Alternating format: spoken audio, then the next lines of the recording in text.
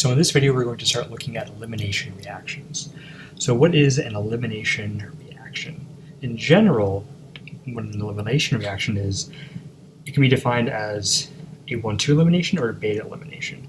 And looking at this general scheme here, right, we have our base, right, designated by B. We have our electrophilic carbon, our electrophile, and we have, right, L, our leaving group. And so what we can see here is that we've gone from an alkane to an alkene. And it looks like the base here ended up reacting with our proton, which is beta, right, next to our electrophile, right, or 1,2. And so what we can see here is that this is the general scheme for an elimination reaction. And so the first reaction we're going to look at is the E2 elimination reaction. Right, so just like SN2 reactions, this is a concerted mechanism and is bimolecular, so it has a second order rate law.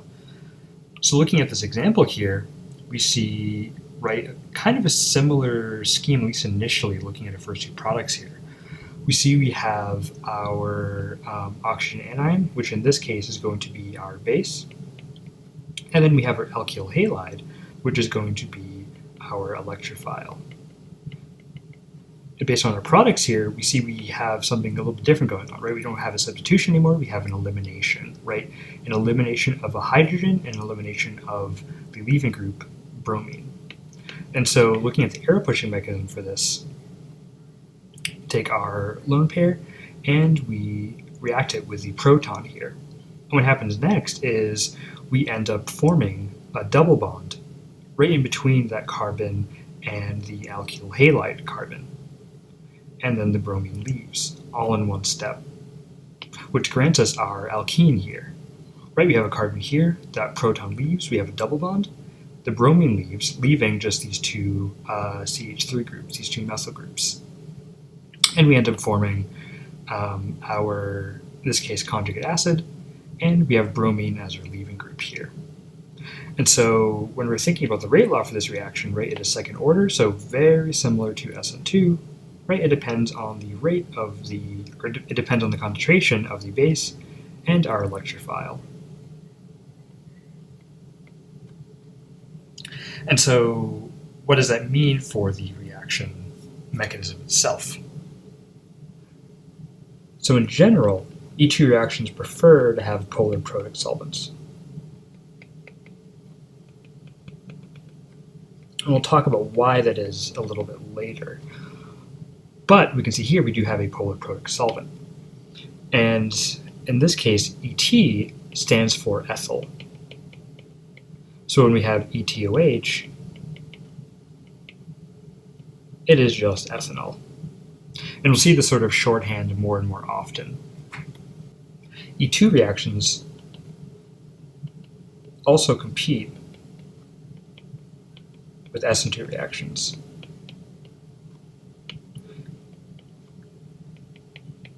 As we can see, we need a strong base, right, in order to take that proton, right, very similar to acid-base reactions. So meaning, right, strong nucleophiles are often strong bases.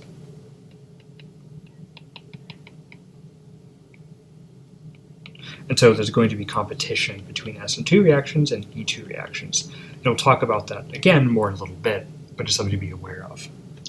So the transition state for this reaction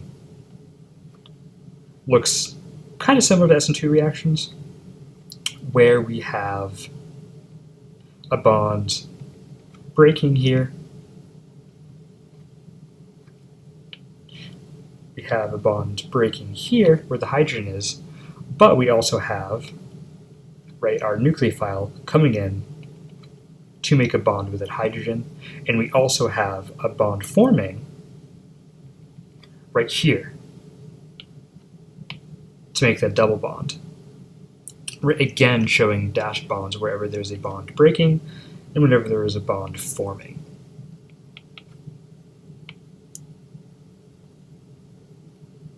So next we have to think about how this mechanism takes place. And so there's a very specific sort of arrangement we need to be considered of when we are doing these mechanisms, and that's called an anti-periplanar conformation. Meaning the hydrogen and the bromine need to be 180 degrees apart, if we're thinking about it sort of like a Newman projection. And that's because of these stereoelectronic requirements for the E2 reaction, where orbitals of new bonds must overlap. Right, remembering that for alkenes, right, they have a pi bond, right, which comes from those unhybridized p orbitals. And so to form that pi bond, we need to have sufficient orbital overlap. So what does that look like in terms of the mechanism? So let's take a look at this particular reaction here. So when we're looking at our alkyl halide, let's draw in these hydrogens here. This is what it looks like, having all those hydrogens being staggered, right? And so if we were to have our alkoxide here as the base, what we end up seeing is that hydrogen, right, ends up getting eliminated, and the covalent bond gets pushed down here, right, in between these two carbons, and the bromine itself ends up getting pushed out as well. And this makes the most amount of orbital overlap through this particular mechanism, right? It's similar to the SN2's requirement of having a backside attack, right? So you can think about it basically in the same way, where in this case the base attacks, right, 180 degrees behind, right, the electrophile onto that hydrogen. And so this is the sort of mechanistic features we need to keep in mind while we're doing this reaction. And so the final product here, right, would just be, right, our alkene here.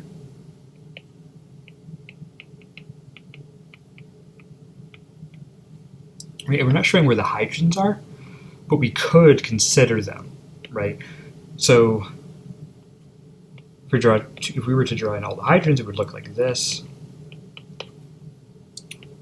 And if we were to label the hydrogens, right, let's say A, B, C, and D, right, because we're forming that alkene, right, concerted, right, the hydrogens on the wedges need to be on the same side, and hydrogens on the dashes need to be on the same side as well, right? So A and C hydrogens need to be there, and B and D hydrogens need to be on the same face as well.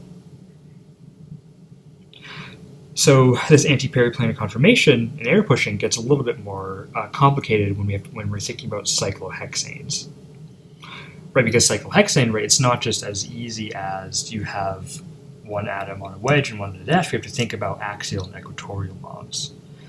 And so in the case of cyclohexane, the leaving group and the hydrogen that's getting eliminated, they must be trans to one another in order to be anti-periplanar. And so they will only be anti-periplanar when they're both axial, right? So they cannot be equatorial. And this is where we're going to have to start thinking about chair flips again, right? Ring flips, in order to get axial bonds equatorial and vice versa. So looking at this reaction here, we see that we only have one major alkene, which is that the hydrogen next to the alkyl halide here got eliminated, but not the one on the tertiary carbon here. So why is that? And to understand, we have to look at the cyclohexane chair.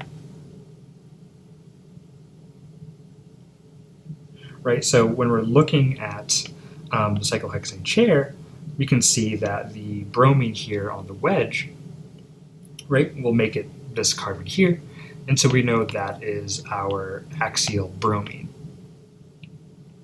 And so when we're looking at the methyl group, right, it's pointing down, and if that position is here, then, right, we can no longer do an E2 elimination, because the only remaining hydrogen on that carbon is equatorial, right, so that is not anti-periplanar. So instead, we need to look at the carbon on the other side of the ring here, and we see that, yes, we have a hydrogen here that is axial. And so this is the hydrogen that's going to get eliminated for the E2 reaction. right? And that air pushing is going to look something like this, where we have, right, the double bond forming right here between the alkyl halide and this carbon, and bromine leaves. And so once we finish the elimination, we don't need to worry about drawing it in the chair again. But we do have to be mindful of where that alkene ends up, right? And that is, again, because the proton here is axial, and so is this bromine, so they are 180 degrees apart, and we can get this anti-periplanar formation for this elimination to actually take place. So what we'll do during lecture is look at a few more examples of eliminations and kind of get a good grasp of what the alkene will look like, what the air pushing mechanisms will look like, and we'll take another look at more cyclohexane molecules to get a better feel for how this sort of anti-periplanar feature comes into play when we're looking at chair conformations.